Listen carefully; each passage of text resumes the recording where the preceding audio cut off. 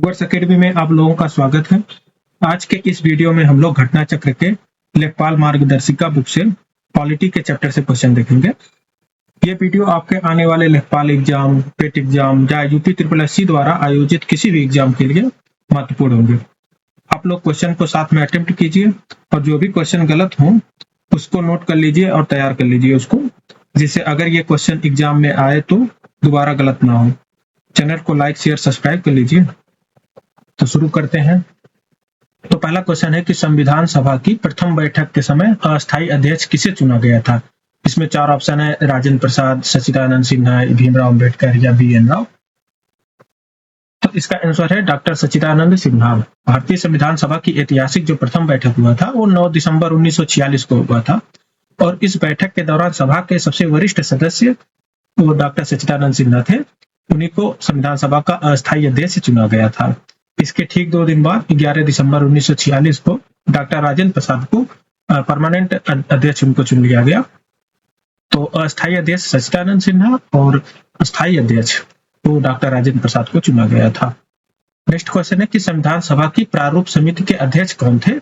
तो इसमें जो 4 ऑप्शन है, इसमें संविधान सभा के प्रारूप समिति के जो अध्यक्ष थे उनका नाम था डॉक्टर भीमराव अंबेडकर जी। और संविधान निर्माण के लिए सबसे महत्वपूर्ण समिति प्रारूप समिति को माना जाता है। इसका गठन 29 अगस्त 1947 को हुआ था। इस समिति की जिम्मेदारी संविधान का मसौदा तैयार करना था। डॉक्टर भीमराव अंबेडकर को इस प्रारूप समिति का अध्यक्ष बनाया गया था। इस समिति में अध्यक्ष के अलावा 6 अन्य सदस्य भी शामिल थे, जिससे यह कुल 7 सदस्यीय समिति बनी थी। और सभी 7 सदस्यों के नाम ये यहाँ पे लिखा गया है। जैसे डॉक्टर भीमराव अंबेडकर वो अध्यक्ष थे, एन गोपालास्वामी अयंगर, अल्लादी कृष्ण स्वामी अय्यर, KM मुंशी, सैयद मोहम्मद सादुल्ला, BL मित्तर और DP खेतान।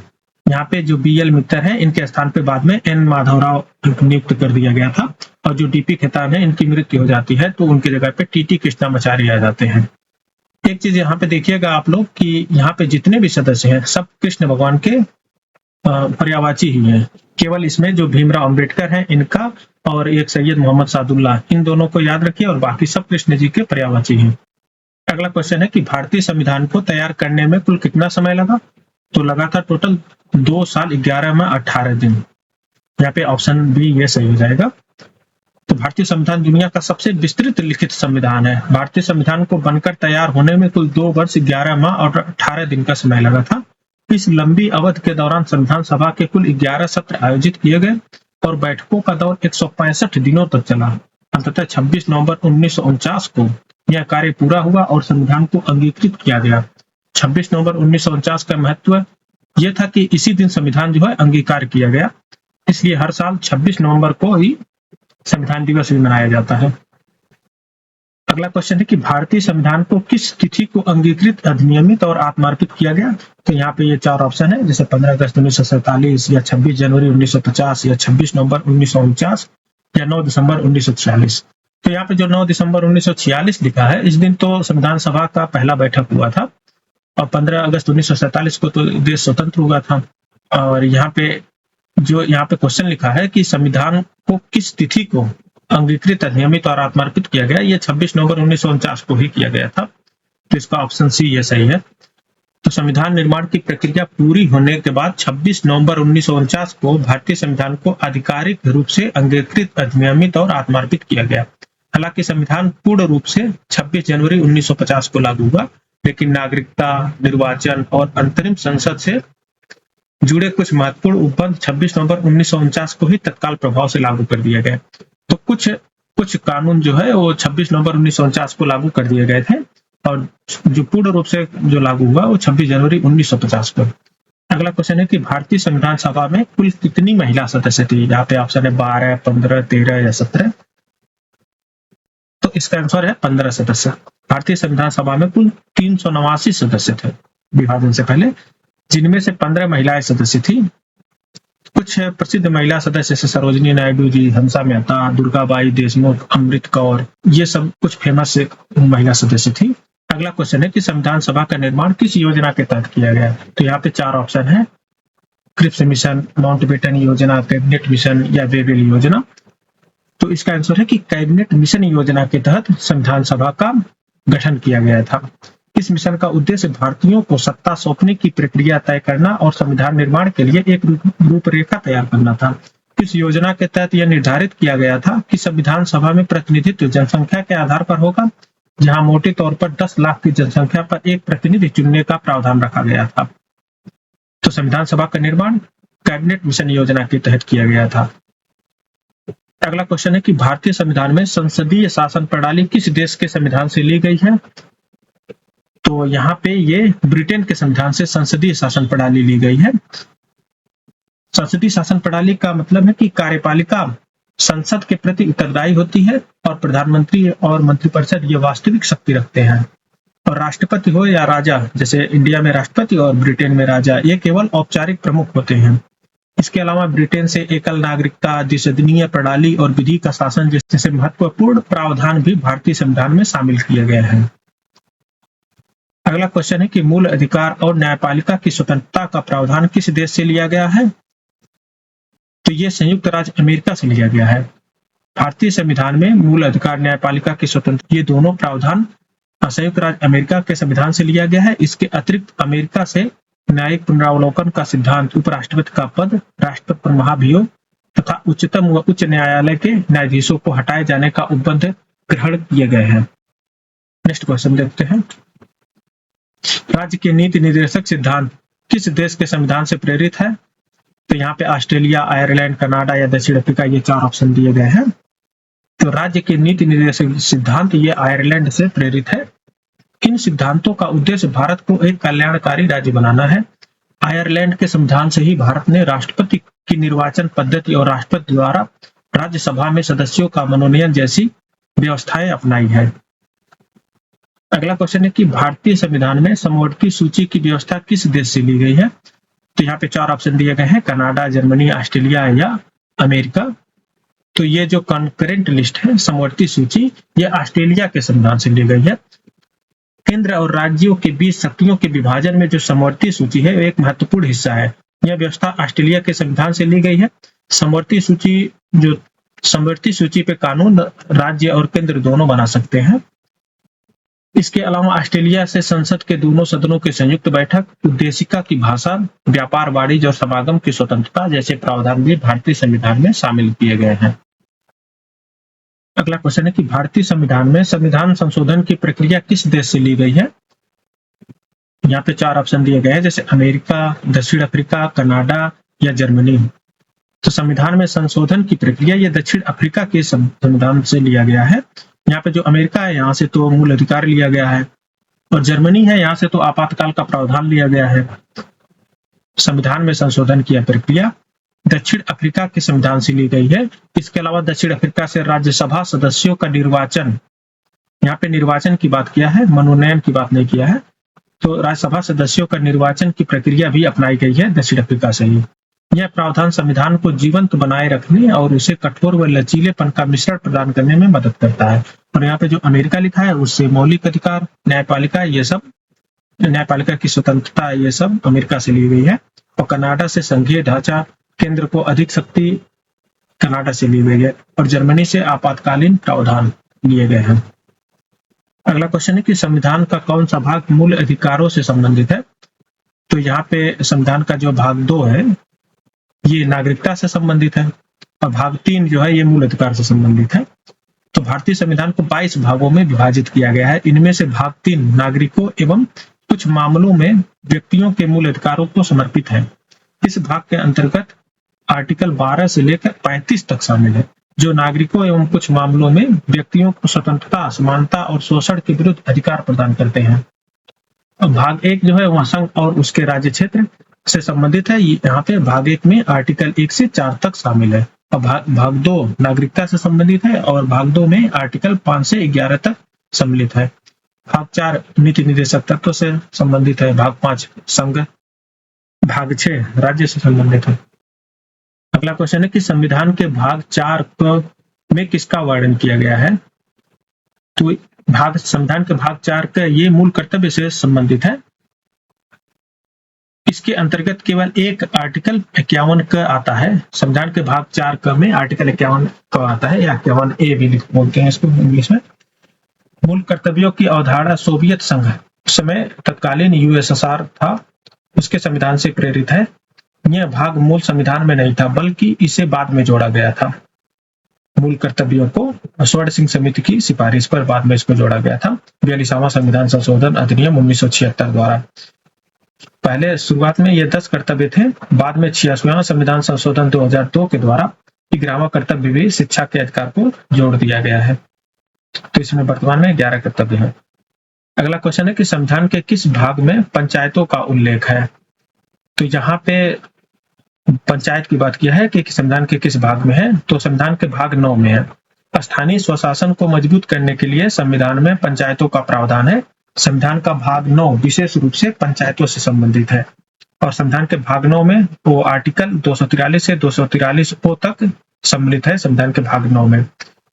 और ग्रामीण स्तर पर शासन व्यवस्था, ग्राम पंचायत, पंचायत समिति, जिला परिषद, लोकतंत्र को जमीनी स्तर तक ले जाना, ये सब सभी संविधान के भाग 9 में ही आता है। और ये जोड़ा गया था 73वां संविधान संशोधन अधिनियम 1992 द्वारा। और जो यहाँ पे भाग 9A है वो नगर पालिका से संबंधित है। इसमें आता है आर्टिकल 243P से 243ZG तक। और ये सब संबंधित है शहरी क्षेत्रों के लिए स्थानीय निकाय, नगर निगम, नगर परिषद, नगर पंचायत से। और ये जोड़ा गया था 74वां संविधान संशोधन अधिनियम 1992 के द्वारा। नेक्स्ट क्वेश्चन है कि संविधान का संशोधन किस भाग और अनुच्छेद के अंतर्गत आता है? तो संविधान का संशोधन की बात कर रहा है यहाँ पे, तो ये आता है संविधान के भाग 20 में आर्टिकल 368 के तहत संविधान में संशोधन करने की शक्ति संसद को दी गई है, पार्लियामेंट के पास है। संसद आवश्यकता अनुसार संविधान में परिवर्तन कर सकती है। कुछ विशेष संशोधनों के लिए राज्यों की भी भूमिका होती है और उसमें कम से कम आधे राज्यों की स्वीकृति आवश्यक होती है। जैसे अगर कोई संग्रह संबंध से कोई कानून हो या न्यायपालिका से संबंधित कोई प्रावधान हो, इन सबसे अगर रिलेटेड कोई कानून बनाना है तो वहां पे आधे राज्यों की स्वीकृति भी आवश्यक होती है। और संविधान की संशोधन प्रक्रिया है ये दक्षिण अफ्रीका से ली गई है। और बाद में संविधान में संशोधन से संबंधित बाद में मूल संरचना का सिद्धांत भी सुप्रीम कोर्ट द्वारा दिया गया है। और यह सिद्धांत सुप्रीम कोर्ट ने केशवानंद भारती केस 1973 में दिया था। उसने 1973 में मतलब केशवानंद भारती केस में सुप्रीम कोर्ट ने बोला कि पार्लियामेंट संसद को कानून बनाने का अधिकार है, संविधान में संशोधन का अधिकार है, लेकिन संविधान के मूल संरचना यानी बेसिक स्ट्रक्चर में बदलाव नहीं कर सकती। अगला क्वेश्चन है कि संघ और राज्यों के बीच संबंध का वर्णन किस भाग में है? संघ और राज्यों के बीच संबंध तो संविधान के भाग 11 में है और संघ और राज्यों के बीच संबंध को बताता है। इसमें शामिल अनुच्छेद है आर्टिकल 245 से 263। अगला क्वेश्चन है कि भारतीय संविधान का कौन सा अनुच्छेद राज्य सरकारों को ग्राम पंचायतों के आयोजन के लिए निर्देश करता है?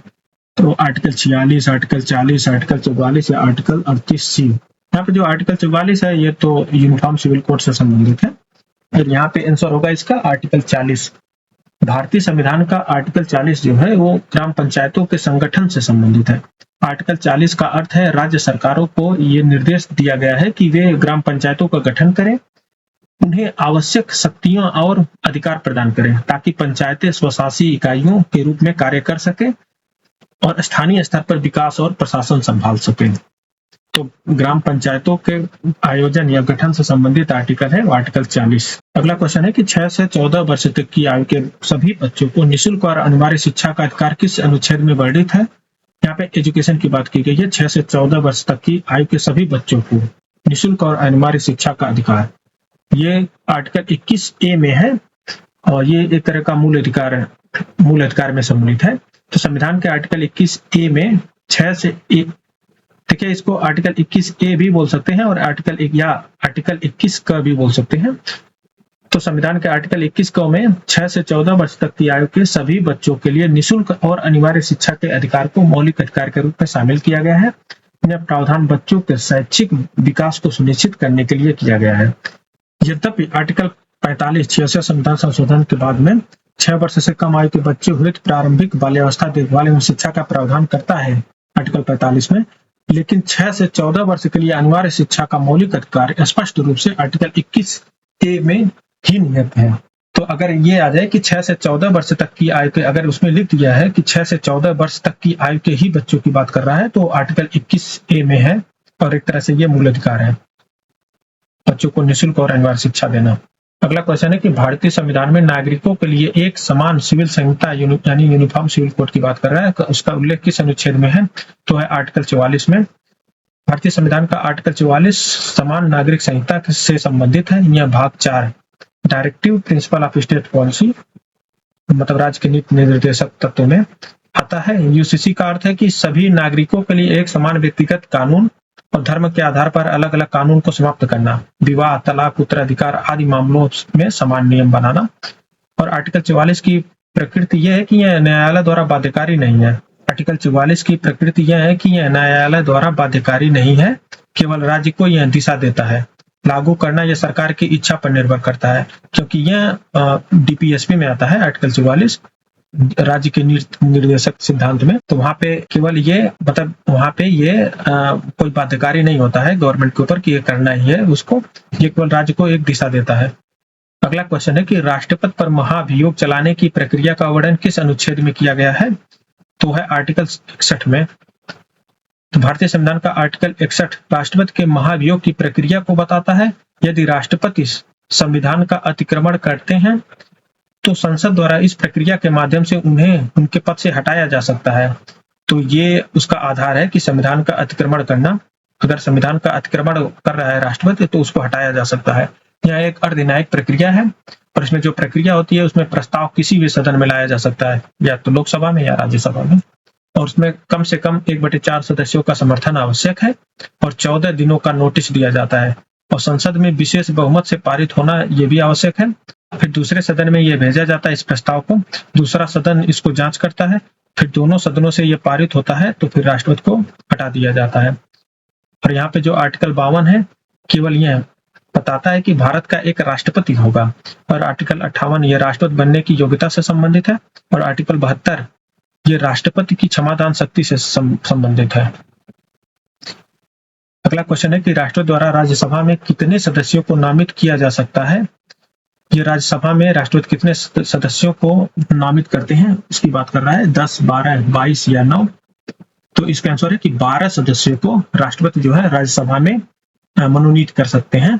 और ये संविधान के आर्टिकल 80 क्लॉज 1 क्लॉज क में ये सम्मिलित है। और आर्टिकल 80 क्लॉज 3 के तहत राष्ट्रपति साहित्य, विज्ञान, कला और समाज सेवा के क्षेत्र में विशेष ज्ञान या व्यवहारिक अनुभव वाले व्यक्ति को मनोनीत करता है। और राज्यसभा की कुल अधिकतम सदस्य संख्या 250 है, जिसमें से 238 निर्वाचित होते हैं और 12 जो हैं ये राष्ट्रपति द्वारा मनोनीत किए जाते हैं। अगला क्वेश्चन है कि भारत के महान्यायवादी यानी अटॉर्नी जनरल की नियुक्ति का प्रावधान किस अनुच्छेद में है? तो यहाँ पे 4 ऑप्शन दिए हैं, आर्टिकल 74, 75, 76 या आर्टिकल 79 में। तो इसका आंसर है आर्टिकल 76 में। आर्टिकल 76 में भारत के महान्यायवादी के पद का प्रावधान किया गया है। महान्यायवादी देश का सर्वोच्च विधि अधिकारी होता है जो भारत सरकार को कानूनी मामलों में सलाह देता है। इसकी नियुक्ति राष्ट्रपति द्वारा की जाती है। यह पद केंद्र सरकार के कानूनी पक्ष को न्यायालय में रखने के लिए अत्यंत महत्वपूर्ण है और कार्यपालिका का ही एक अंग माना जाता है। तो यहाँ पे महान्यायवादी जो है ये देश का सर्वोच्च विधि अधिकारी है। अगला क्वेश्चन है कि संविधान के किस अनुच्छेद के तहत राष्ट्रपति को अध्यादेश जारी करने की शक्ति प्राप्त है? तो वो है आर्टिकल 123, आर्टिकल 1, 2, 3 ये राष्ट्रपति को अध्यादेश जारी करने की शक्ति देता है। और ये अध्यादेश तब जारी किया जाता है जब संसद जो है वो विश्रांति काल में हो, यानी जब संसद का सत्र नहीं चल रहा हो। जब संसद का सत्र नहीं चल रहा हो में अध्यादेश प्रख्यापित करने की शक्ति देता है। यदि किसी तत्काल विषय पर कोई कानून बनाने की आवश्यकता है तो राष्ट्रपति इस शक्ति का प्रयोग कर सकते हैं। यह अध्यादेश संसद द्वारा पारित कानून के समान ही प्रभाव रखता है, लेकिन इसे संसद के पुनः समवेत होने पर अनुमोदित कराना आवश्यक होता है। अगर ये संसद से अनुमोदित नहीं होता है तो यह कानून स्वतः समाप्त हो जाता है।